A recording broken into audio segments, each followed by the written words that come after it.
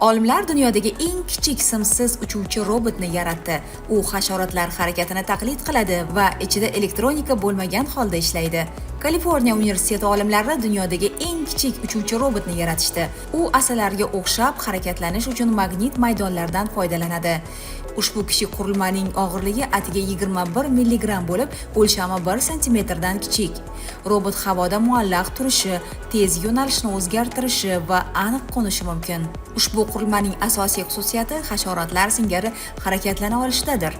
Masalan, asalari havoda muallaq turishi, tez yo'nalishni o'zgartira olishi, aniq qo'nish qobiliyatiga ega. Bu robot esa ushbu harakatlarni qanotsiz amalga oshira oladi.